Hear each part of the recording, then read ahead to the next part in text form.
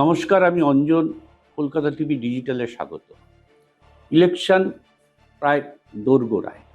পশ্চিমবঙ্গের বিধানসভা ইলেকশনে সব দলই প্রস্তুতি নিতে শুরু করেছে। প্রায় সব দলেরই প্রার্থী তালিকা কার্যত চূড়ান্ত। বামপন্থীরাও প্রায় 200-র অধিক আসনে সিপিএম প্রার্থী দিচ্ছে। যেহেতু কংগ্রেসের সঙ্গে তাদের জোট হয়নি, ফলে বামপন্থীরা একাই লড়াইয়ের ময়দানে থাকছে।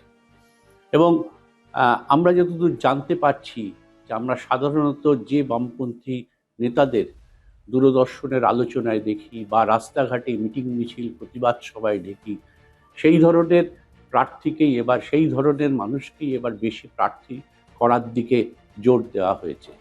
পুরনোদের মধ্যে কেউ কেউ আছেন, যেমন সুজন চক্রবর্তী আছেন, যাদবপুর কেন্দ্র থেকে দাঁড়াতে পারেন, বা সংসদীয় রাজনীতিতে দীর্ঘদিন ধরে যারা ছিলেন, যারা বিধানসভা প্রশাসনটা ভালো করে বোঝেন, এরকম কেউ কেউ হয়তো প্রার্থী হতে পারেন। কিন্তু ঝোঁকটা দেখে আমরা বুঝতে পারছি যে মূলত ইয়াং জেনারেশন, ছাত্র যুব মহিলাদের মধ্য থেকে প্রার্থী করার চেষ্টা করছে সিপিএম।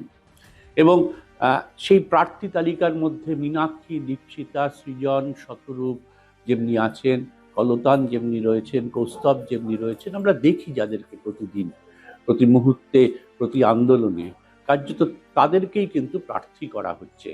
এবং জেলায় জেলায় একটা জিনিস খুব পাওয়া যাচ্ছে, যেটা বামপন্থীদের কাছে খুব উল্লেখযোগ্য। ইয়াং জেনারেশনের যে সমস্ত ছাত্র যুব মহিলারা উঠে এসছেন, তাদেরকে একটা জায়গা দেওয়া হচ্ছে।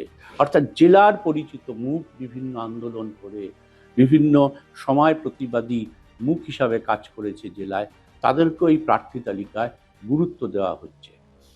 কেউ বলছেন শূন্যের গেরো কাটাতে চাইছেন সিপিএম বলছে শুধু শূন্য নয়, একাধিক আসনে তারা এবার জয়ী হবেন। ফলে চতুর্মুখী লড়াই হচ্ছে এবার বিধানসভা নির্বাচনে। একদিকে বিজেপি, একদিকে শাসক দল তৃণমূল, অন্যদিকে কংগ্রেস, আরেকদিকে বামপন্থী সিপিএম এর নেতৃত্বে। সিপিএম ছাড়া বামপন্থীদের কার্যত অন্য যে দলগুলো আছে তাদের খুব একটা অস্তিত্ব নেই, কারণ সিপিএমের ওপর ভরসা করেই তাদের চলতে হয়, এবং ইলেকশনে প্রচার আন্দোলন বা প্রচার করা সবটাই তাদের সিপিএমের ওপর ভরসা করেই চলতে হয়। ফলে বোঝাই যাচ্ছে 294টা আসনের মধ্যে একাধিক আসনে বামপন্থীরা প্রার্থী দিচ্ছেন। বিশেষ করে সিপিএম একাধিক আসনে প্রার্থী দিচ্ছেন। আইএসএফ আছে তাদের সঙ্গে সহযোগী সংগঠন হিসাবে, তাদেরকে বেশ কিছু জায়গা ছেড়ে দেওয়া হচ্ছে। কিন্তু সিপিএম মনে করছে যে যে ঘটনাগুলো ঘটেছে রাজ্যে, শুধু দুর্নীতি নয়, বিভিন্ন ইস্যুতে যে আন্দোলন, বিশেষ করে অভয়ার আন্দোলন, বিশেষ করে 14ই আগস্টে রাতজাগা গোটা বাংলার আন্দোলন, এই সমস্ত কিছুর একটা রিফ্লেকশন তারা এবার ভোট বাক্সে পাবে। বহু মানুষ মনে করছেন যে তৃণমূল দরকার নেই আর, বিশেষ করে মধ্যবিত্ত সমাজ, কিন্তু তারা বিজেপিকে ভোট দিতে চাইছে না। সেক্ষেত্রে বিকল্প হিসাবে বামপন্থাকেই তারা বেছে নেবেন, সিপিএমকেই বেছে নেবেন, এটা সিপিএম আশা করছে।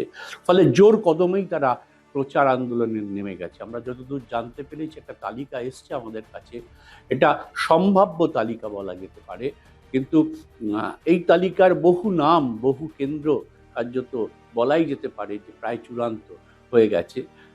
আরও কিছু জায়গা বাকি রয়েছে। আমি বলেইছি প্রথমে যে প্রায় 200-র অধিক আসনে সিপিএম প্রার্থী দিচ্ছে। ফলে বোঝাই যাচ্ছে যে একটা মোটিভ নিয়ে এবার সিপিএম রাস্তায় নামতে চাইছে। ইলেকশন ডেট ঘোষণা হলেই হয়তো প্রার্থী তালিকা তারা ঘোষণা করে দেবেন। ইতিমধ্যে প্রস্তাবিত বেশ কিছু প্রার্থীকে তারা বিভিন্ন কেন্দ্রে ঘোরাতে শুরু করে দিয়েছে, বিশেষ করে জেলায় জেলায় ঘোরাতে শুরু করে দিয়েছেন।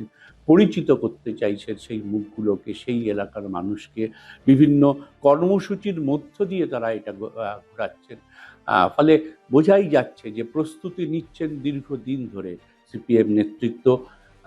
ভোট কি হবে সে তো মানুষ ঠিক করবেন, কিন্তু সিপিএম নিজে মনে করছেন যে এবারের ভোট কিন্তু বিকল্প হিসাবে সিপিএম একটা বড় জায়গা নেবে, এবং সেই আশাতেই সিপিএমের এই প্রস্তুতি। শুধু শূন্যের গেরো নয়, অধিক আসন তারা এবার জয়লাভ করার পথে আছেন।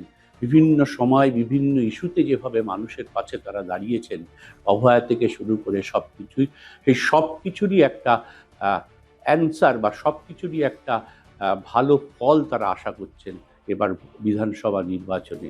দেখা যাক, ভোট হলে বোঝা যাবে, ফলাফল বেরোলে বোঝা যাবে সিপিএমের এই প্রত্যাশা কতটা পূরণ হবে। কিন্তু এটা পরিষ্কার, সিপিএম কিন্তু অন্য বারের তুলনায় এবারে কিন্তু প্রস্তুতি নিচ্ছে অনেক আগে থেকে তারা মাঠে নেমে আন্দোলনের মধ্যে থাকবার চেষ্টা করছে, মানুষের মন জয় করবার চেষ্টা করছে, মানুষের কাছে পৌঁছানোর চেষ্টা করছে।